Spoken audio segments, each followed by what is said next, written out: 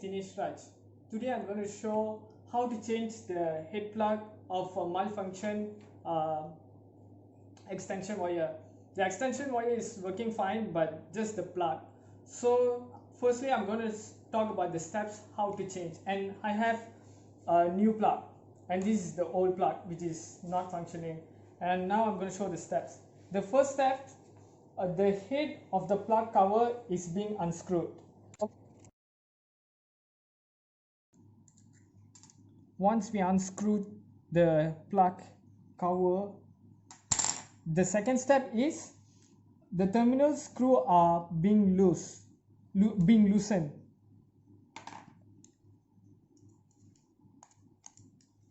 And make sure to use the right screwdriver to unscrew them. The next step is the wire are being pulled and removed from the pins. And take note that we shouldn't pull too fast or too hard. The first reason is the copper wire might break, so it can't be used. We have to cut the wire and twist the copper wire new one, so we don't want that to happen. The second reason is copper wire are fine and sharp at the tip, so when we try to pull fast and hard, we might get injured. So to prevent the injuries, pull it out slowly and gently. And when we pull, if it's hard to come, it meaning that the screw is still on the copper wire, so try to loosen the screw again. Pull out gently. The next step is the wire are being checked if they are any damaged, and the wire seems to be fine, so no problem. The next step is the fuse is being removed from the plug, and this is the old plug, and the fuse do not dispose, keep it aside. The next step is the new plug is being unscrewed and fuse is removed. First we unscrew it.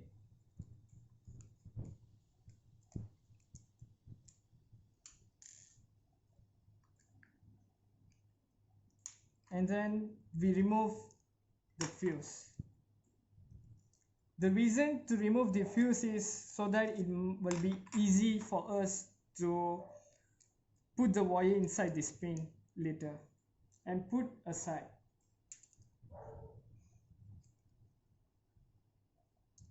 Then the next step is the wire is being placed under the flex grip. This is the grip.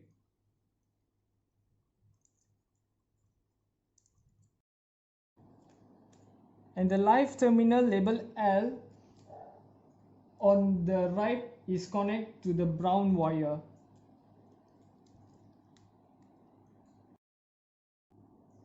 Then the neutral terminal label N on the left hand side is being connected to the blue wire.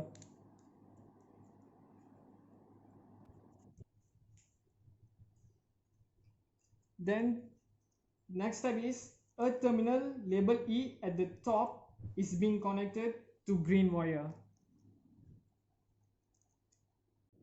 Now we have connected the three wires. So the next step is all the terminal screws are tightened with screwdriver. And take note that when we tighten the screw, shouldn't tighten them too tight. This will make the copper wire will break inside. So this will cause a circuit break. Just tighten them slightly.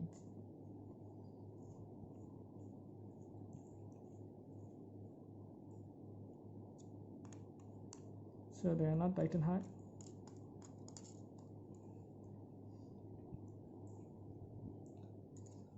The next step is any exposed wire at the edge from its terminal is being checked. So let's check at every terminal if they are exposed, the wire, and it seems to be fine. no wires are exposed, so it's good. So next step, the fuse is placed on its terminal. So this is the terminal. So the thing is, before we want to place the fuse on its terminal, if the old plug fuse is working, let's say we want to use the old plug's fuse and the new one let's keep for a backup in future. So if we want to use the old one, the first thing we should know that we are using the right amount of ampere on the current that we are using now. So, and the second thing is, let's check if the fuse is still working. So in order to check if the fuse are still working, we need a multimeter to check it. And these are the old fuse, and this is the new one. So the new one I'm going to keep aside, I'm using the old one. First, in order to see if it's working, the first thing is there's a bus option on this multimeter. So select the bus option, and this is the fuse. Fuse doesn't have any polarity, so it doesn't matter if we put the probe this way or the other way around, it doesn't matter. When I put, it should have the beep sound, which means the current will pass through this wire and through this probe, making it a complete circuit. So that's why we hear the beep sound, which means the fuse is still working.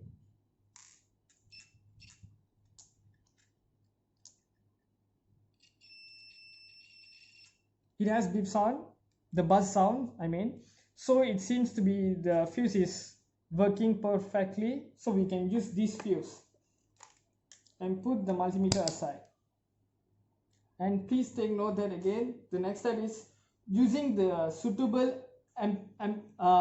ampere of the fuse should be ensured. So in this case, this needed 13 ampere and this is also 13 ampere. So it's suitable for this plug. So place it on this terminal and make sure when we place, it should touch this metal and this metal. And live wire always comes here, and earth and neutral. So fuse goes beside neutral. I'm sorry, fuse go beside live. So make sure the fuse are touching at this copper wire, this copper metal and this copper metal perfectly. They should be fitted perfectly. Finally, we are done by screwing the back of the cover.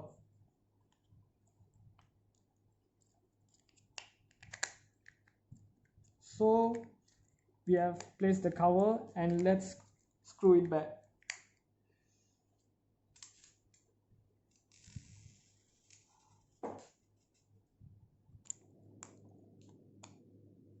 Okay, now we have screwed it and we have fixed a new head plug. So it will be working now, and it's not hard as you think. It's easy to fix it. It's not we don't have to be an electrician to fix it. It's very easy. Anyone could do it. It's non-technical work. It's just a little bit of technical, but anyone could learn. It's just general knowledge. So extension wire are very handy. Almost everyone in the house has this extension wire. It's very useful where we can plug in electric appliance like charger, charger lights. So when it malfunctions, we think that it becomes useless, where it can't be used anymore and we used to dispose them. But the truth is, we can fix them. So just now I have showed how to fix the extension wire head plug when it malfunctions. So it's a very easy step where, as I said again, it's not really technical. Anyone could learn this, anyone could fix this, and we could save our cost by, when it malfunction, we just could fix by not disposing it. So this could save our cost. And although it's non-technical, really not really technical, but still we have to follow some precautions. And now I'm going to explain about some precaution steps that anyone who fix this needs to be follow.